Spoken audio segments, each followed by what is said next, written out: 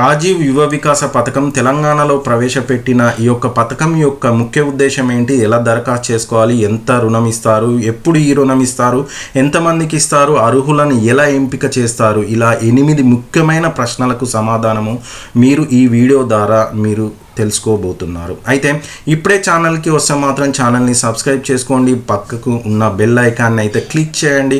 అలా చేయడం ద్వారా మన ఛానల్లో తెలంగాణకు సంబంధించిన ఎలాంటి కొత్త పథకాలు కానీ ఇంకేదైనా సమాచారం అందితే మీకు వెంటనే మన ఛానల్ ద్వారా మీరు తెలుసుకోబోతున్నారు. అయితే మీరు ఈ యొక్క వీడియోని చూడడానికి ముందు కంపల్సరీ వీడియోకి ఒక లైక్ చేయండి, ఎందుకంటే తెలంగాణలో ఉంటున్న ప్రతి ఒక్కరికి ఈ యొక్క స్కీమ్ గురించి తెలియజేసిన వాళ్ళు అవుతారు.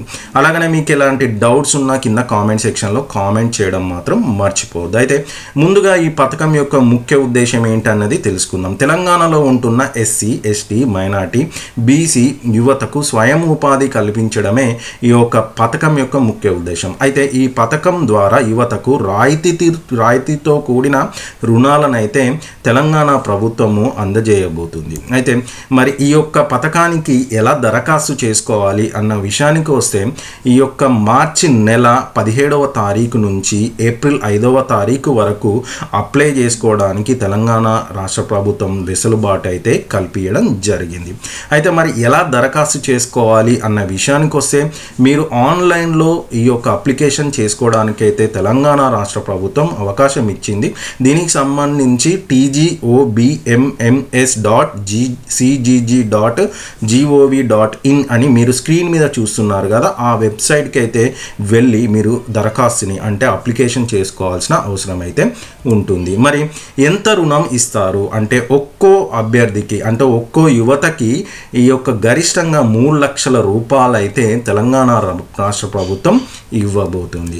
అయితే మరి ఎన్ని విధాలుగా ఈ రుణం ఇస్తారు అయితే ముఖ్యంగా ఈ రుణాలను 3 కేటగిరీలు అయితే చేయడం జరిగింది. అందులో కేటగిరీ 1, 2, 3 అని 3 విధాలుగా విభజించడం జరిగింది. అయితే మరి ఏంటి ఈ కేటగిరీ 1 అంటే ఎవరైతే ఈ కేటగిరీ 1కి అప్లై చేసుకోవాలి అనుకుంటున్నారో వాళ్ళకి 1 లక్ష రూపాయలు అయితే రుణం ఇస్తుంది. అంటే అందులో 80% రాయితీ అంటే మొత్తము 80% అమౌంట్ని అయితే మీకు క్యాన్సిల్ చేయడం జరుగుతుంది. మిగతా 20% మాత్రం అంటే 20% అమౌంట్ని మాత్రం మీరు బ్యాంక్ లోన్ ద్వారా అయితే కట్టాల్సిన అవసరం ఉంటుంది. మరి ఏంటి కేటగిరీ 2 అన్న విషయానికి వస్తే 2 లక్షల రూపాయలు అయితే రుణం ఇవ్వబోతుంది.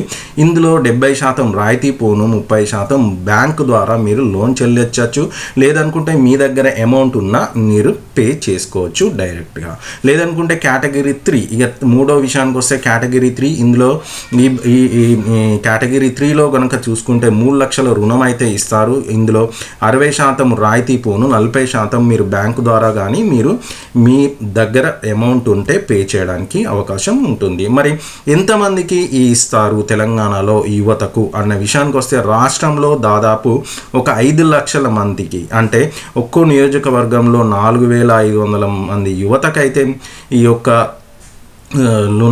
రుణాలను అయితే తెలంగాణ రాష్ట్ర ప్రభుత్వం ఇవ్వబోతుంది. అయితే మరి అర్హులను ఎప్పుడు ఎంపిక చేసి అభ్యర్థులను గుర్తిస్తారు అన్న విషయానికి వస్తే ఏప్రిల్ 5 నుంచి మే 31 తారీఖు వరకు లబ్ధిదారులలో అర్హులను అయితే తెలంగాణ రాష్ట్ర ప్రభుత్వం ఎంపిక చేయబోతుంది. మరి ఎప్పుడు ఈ రుణం ఇస్తారు అనే విషయానికి వస్తే జూన్ 2 తెలంగాణ ఆవిర్భావ దినోత్సవం రోజు అయితే ఎవరైతే ఎంపిక చేయబడ్డారో వాళ్ళకి మంజూరు పత్రాలు అయితే ఇవ్వబోతున్నారు.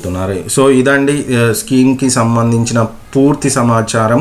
వీడియో కనుక నచ్చితే కంపల్సరీగా లైక్ చేయడం, కామెంట్ చేయడము, షేర్ చేయడము, సబ్స్క్రైబ్ చేసుకోవడము మాత్రం మర్చిపోకండి. చేయడం వల్ల మన ఛానల్కి మీరు చాలా హెల్ప్ చేసిన వాళ్ళు అవుతారు. Thanks for watching video.